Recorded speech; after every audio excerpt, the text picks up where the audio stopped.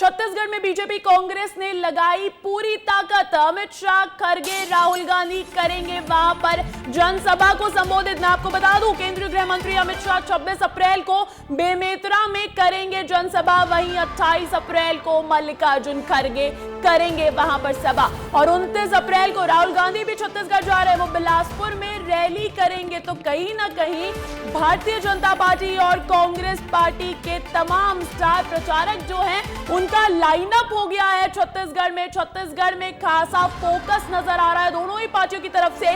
कहने को 11 लोकसभा सीटें हैं, लेकिन इन 11 की 11 लोकसभा सीटों पर कड़ी नजर है दोनों ही पार्टी की। और इसी सिलसिले में इस वक्त की बड़ी खबर मिल रही है कि पूरी ताकत लगा रही है कांग्रेस और बीजेपी दोनों ही पार्टियां। मैं आपको बता दूं कि अमित शाह, खरगे, राहुल गांधी वहां पर सभा करने वाले हैं। 26 अप्रैल को गृह मंत्री अमित शाह वहां पहुंचेंगे। वहीं 28 अप्रैल को कांग्रेस पार्टी के अध्यक्ष मल्लिकार्जुन खरगे भी चुनावी सभा करने वाले हैं। मैं बात करूं राहुल गांधी की, तो उसके एक दिन बाद ही 29 अप्रैल को राहुल गांधी बिलासपुर में रैली करने वाले हैं। ये इस वक्त की बड़ी खबर मिल रही है। अब इस खबर पर अधिक जानकारी के लिए मेरे साथ जुड़ गए मेरे सहयोगी खोमन साहू। खोमन, इस बार छत्तीसगढ़ दोनों ही पार्टी के लिए कड़ी टक्कर का मुकाबला बना हुआ है। गृह मंत्री Amit Shah, Rahul Gandhi, Mallikarjun Kharge back to back दौरे। अभी पीएम 2 दिवसीय दौरे से लौटे हैं, तो इतना फोकस क्यों है छत्तीसगढ़ पर आखिर? उसके पीछे कारण यही है अंजलि की 11 की 11 लोकसभा सीट भारतीय जनता पार्टी जीतना चाह रही है। और इस बार कांग्रेस पार्टी की बात की जाए तो कांग्रेस पार्टी ने अपने तमाम दिग्गजों को चुनावी मैदान पर झोंक दिया है। चाहे पूर्व मुख्यमंत्री भूपेश बघेल की बात की जाए या पूर्व गृह मंत्री ताम्रध्वज साहू की बात की जाए या पूर्व मंत्री शिव कुमार डहरिया की बात की जाए, अलग अलग जो दिग्गज नेता है छत्तीसगढ़ के उनको चुनावी मैदान पर उतारा है। छत्तीसगढ़ की जो 11 सीट है, 11 सीटों को जीतने के लिए भारतीय जनता पार्टी के तमाम जो दिग्गजों का जो दौरा है वो लगातार जारी है। प्रधानमंत्री की बात हो, केंद्रीय गृह मंत्री की बात हो, खुद बीजेपी के राष्ट्रीय अध्यक्ष जेपी नड्डा वो लगातार छत्तीसगढ़ दौरे पर आ रहे हैं। तो कोई भी सीट को भारतीय जनता पार्टी हल्के में लेना नहीं चाह रही है। और दूसरी ओर अगर कांग्रेस की बात की जाए तो कांग्रेस के जो राष्ट्रीय अध्यक्ष है मल्लिकार्जुन खड़गे, वो 28 तारीख को जांजगीर चांपा सीट पर जो है जनसभा को संबोधित करने वाले हैं। अंजलि, जांजगीर चांपा लोकसभा सीट सबसे महत्वपूर्ण सीट इसलिए हो जाता है क्योंकि वहाँ सतनामी समाज और साहू समाज का जो वोटर है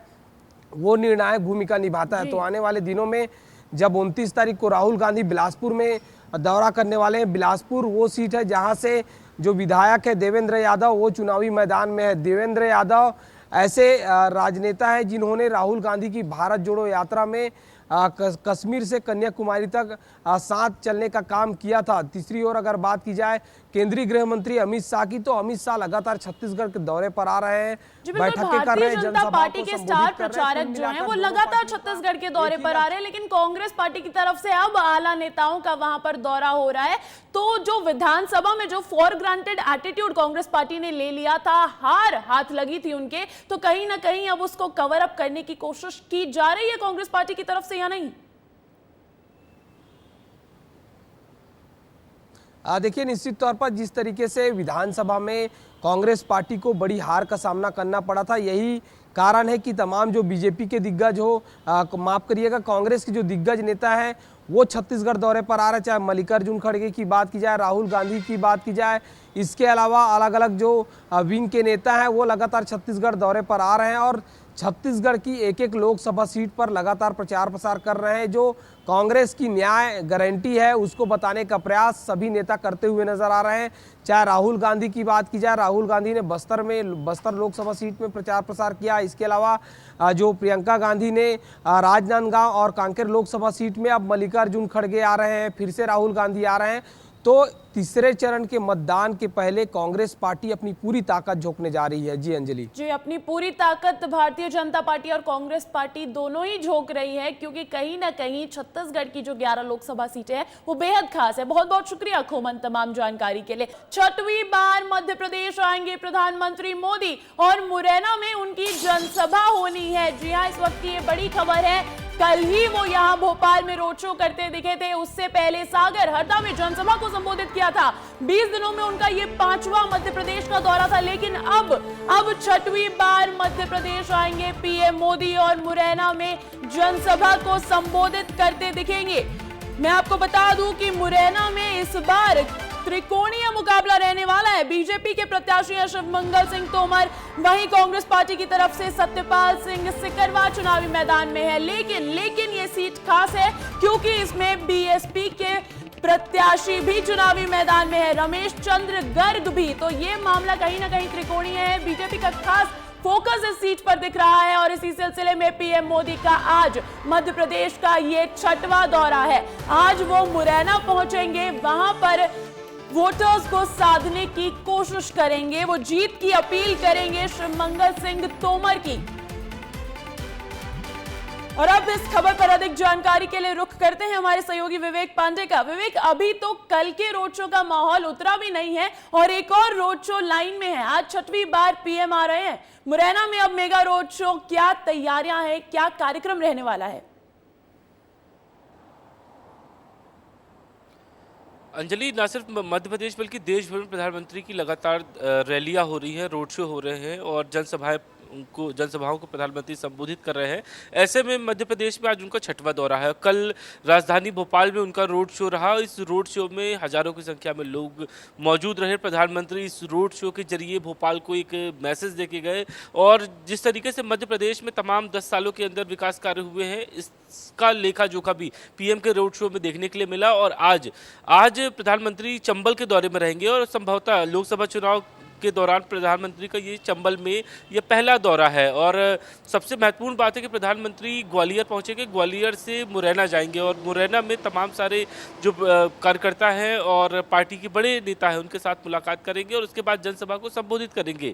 लेकिन एक सबसे दिलचस्प देखने के लिए मिल रहा है कि लगातार प्रधानमंत्री एक तरफ मूव कर रहे हैं मध्य प्रदेश में, लगातार उनका मूवमेंट बना हुआ है, वहीं दूसरी तरफ कांग्रेस के स्टार प्रचारक नजर नहीं आ रहे हैं। राहुल गांधी का मात्र एक दौरा हुआ है, मल्लिकार्जुन खड़गे का एक दौरा हुआ है, प्रियंका गांधी का एक भी दौरा नहीं हुआ है। तो ये देखने के लिए मिल रहा है कि एक तरफ बीजेपी ने पूरी ताकत झोंक के रखी है, वहीं दूसरी तरफ कांग्रेस के तमाम स्टार प्रचारक नजर नहीं आ रहे हैं। तो ये एक कांग्रेस के सामने एक बड़ा ड्रॉबैक है। लेकिन फिर भी अगर मुरैना सीट की मैं बात करूं तो वो एक ऐसी सीट है विवेक जहां मुकाबला त्रिकोणीय नजर आ रहा है। कांग्रेस के सत्यपाल सिंह तो है ही, बीजेपी प्रत्याशी शिवमंगल सिंह के सामने, पर बीएसपी के रमेश चंद्र गर्ग भी हैं। कहीं इसलिए तो फोकस खास नहीं है भारतीय जनता पार्टी का?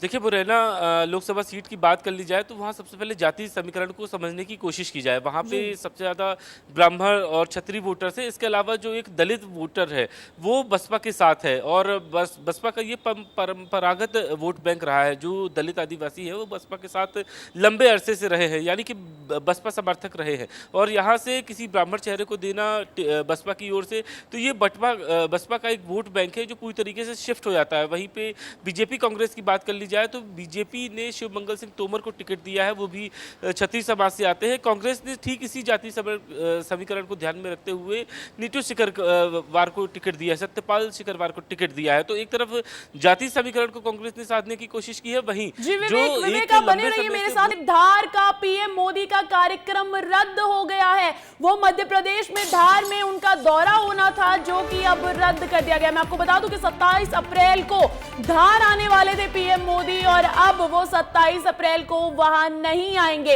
अब 6 मई को हो सकती है पीएम मोदी की सभा, इस पर भी कुछ अभी क्लियर नहीं है। लेकिन 27 अप्रैल को धार आने वाले थे पीएम मोदी, 7वां उनका ये दौरा रहता, 4थे चरण में वहां पर चुनाव होना है, लेकिन उनका ये दौरा रद्द कर दिया गया है। अब इस खबर पर अधिक जानकारी के लिए मैं फिर से रुक करूंगी मेरे सहयोगी विवेक पांडे का। विवेक, पीएम मोदी का धार का कार्यक्रम रद्द हो गया, क्या कुछ वजह निकलकर सामने आ रही है? अंजलि, ये 4थे फेज का चुनाव होना है, धार में लोकसभा सीट है और वहाँ 27 अप्रैल को प्रधानमंत्री का आना प्रस्तावित था। लेकिन जो जानकारी निकल के आ रही है कि किसी कारणों की वजह से प्रधानमंत्री फिलहाल धार नहीं आ रहे हैं और मई में उनका दौरा है। तो ये कहना गलत नहीं है कि कोई रीज़न हो सकता है, कोई एसपीजी की तरफ से क्लियरेंस नहीं मिला है, इस वजह से प्रधानमंत्री धार नहीं आ रहे हैं। या फिर एक बड़ा कारण ये हो सकता है कि प्रधानमंत्री जिस समय धार में उनको आना हो 27 अप्रैल को, उस समय देश में कई और जगहों पर कार्यक्रम हो, इस वजह से ये दौरा निरस्त किया है। लेकिन संभावित दौरा मई में प्रस्तावित है और ये जो निकल के जानकारी सामने आ रही है कि एसपीजी की तरफ से आखिर क्या कारण निकल के आए कि आखिर उनका दौरा निरस्त कर दिया गया एन समय पे। तो ये जानकारी बेहतर कलेक्टर की ओर से स्पष्ट हो जाएगी, लेकिन अभी जो हमारे पास इनपुट है वो यही बता रहे हैं कि प्रधानमंत्री की व्यस्तता के चलते और उनके बिजी शेड्यूल के चलते ये दौरा निरस्त किया गया है। अगला दौरा, क्योंकि 4th फेज में ये इलेक्शन होना है धार सीट पे, इसलिए ये अभी फिलहाल तय नहीं हुआ कि आखिर मई में पहले सप्ताह में ये प्रधानमंत्री का दौरा होगा या फिर दूसरे सप्ताह में। लेकिन 13 मई को धार सीट पर चुनाव उसे फिलहाल होना है निरस्त कर और दिया गया है। अब ये संभावना है कि शायद 6 मई को पीएम मोदी का धार का दौरा रहे। बहुत बहुत शुक्रिया विवेक तमाम जानकारी के लिए। चुनाव लड़ने को लेकर समाजवादी पार्टी के अध्यक्ष अखिलेश यादव की स्थिति अब साफ हो गई है। अखिलेश यादव यूपी के कन्नौज से चुनाव लड़ने जा रहे हैं। अखिलेश नामांकन के आखिरी दिन यानी आज अपना नामांकन करने वाले हैं। इसकी जानकारी समाजवादी पार्टी के सोशल मीडिया अकाउंट एक्स पर दी गई है। तो जहां पहले थोड़ा पीछे हटते नजर आ रहे थे समाजवादी पार्टी चीफ अखिलेश यादव इस बार चुनाव लड़ने से, तो वहीं अब उनकी जो स्थिति है वो एकदम क्लियर हो गई है। अब वो कन्नौज लोकसभा सीट से अपना नामांकन दाखिल करेंगे और आज ही दाखिल करेंगे। इसकी जानकारी खुद समाजवादी पार्टी के सोशल मीडिया अकाउंट एक्स पर दी गई है। पीएम मोदी ने एक दिन में मध्य प्रदेश की 3 लोकसभा सीटों के दौरे किए। चुनावी रैली और सभाओं में पीएम ने बीजेपी प्रत्याशियों के लिए हुंकार भरी। इसका राजनीतिक समीकरण क्या है वो समझाते हैं आपको। प्रधानमंत्री नरेंद्र मोदी ने एक दिन में मध्य प्रदेश में 3 रैलियां की, जिसमें सागर, हरदा, भोपाल। लेकिन ये 3 दौरे सिर्फ इन 3 शहरों तक सीमित नहीं थे, बल्कि सागर की सभा से 3 सीटों पर बीजेपी को फायदा पहुंचेगा। सागर की सभा से 4 सीटों को मिलेगा फायदा, टीकमगढ़, खजुराहो, दमोह और सागर। हरदा की इस रैली से उससे लगी सीटें बैतूल और होशंगाबाद सीट पर होगा असर। भोपाल में रोड शो से भोपाल लोकसभा में तो माहौल जमा ही, बल्कि इससे जुड़े शहर विदिशा और रायसेन में भी वोटों का फायदा बीजेपी को मिलेगा। गुरुवार को भी मोदी मध्य प्रदेश में वोटर्स के बीच ही नजर आएंगे। वो मुरैना में जनसभा करेंगे। मुरैना की सभा से भिंड और ग्वालियर का भी समीकरण साधा जाएगा। तो देखिए, भोपाल में पीएम मोदी का कल मेगा रोड शो हुआ और पीएम मोदी के रोड शो के बाद सीएम डॉक्टर मोहन यादव ने क्या कुछ कहा है वो भी आपको सुनवा देते हैं। आज भोपाल के लिए, मध्य प्रदेश के लिए ऐतिहासिक दिन है, जिस प्रेम और आत्मीयता के साथ पूरे प्रदेश में संदेश, पूरे प्रदेश में मैसेज गया है। माननीय मोदी जी की प्रसन्नता बता रही है और जनता की उत्साह उमंग बता रही है कि पूरा प्रदेश मोदीमय हुआ है। देश का दिल मध्य प्रदेश और मध्य प्रदेश का दिल भोपाल राजधानी में जिस प्रकार से मोदी जी का रोड शो हुआ है, भूतो न भविष्यति, ऐसा रोड शो कभी हुआ नहीं है। मेरी अपनी ओर से यशस्वी प्रधानमंत्री को मध्य प्रदेश सरकार की ओर से बधाई। इंडियन ओवरसीज कांग्रेस के अध्यक्ष सैम पित्रोदा के एक बयान पर बवाल के बाद कांग्रेस बैकफुट पर आ गई। चारों ओर आलोचना के बीच पार्टी को सफाई देते हुए इस टिप्पणी से खुद को अलग करना पड़ा। हालांकि बाद में कांग्रेस के कुछ नेताओं की ओर से सैम पित्रोदा का बचाव भी किया गया, लेकिन जब पीएम मोदी को मौका मिला तो उन्होंने तुरंत ही सैम पित्रोदा पर सवाल उठाए। उन्होंने छत्तीसगढ़ के अंबिकापुर में पित्रोदा के बयान के हवाले से कहा कि किस तरह कांग्रेस आपके माता पिता की संपत्ति आपसे छीन लेगी। देखिए ये रिपोर्ट इस पर।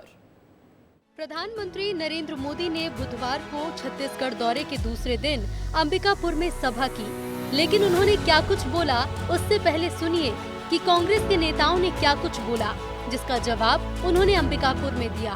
Let me tell you, in America there is an inheritance tax. So if let's say one has $100 million worth of wealth, and when he dies, he can only transfer probably 45% to his children.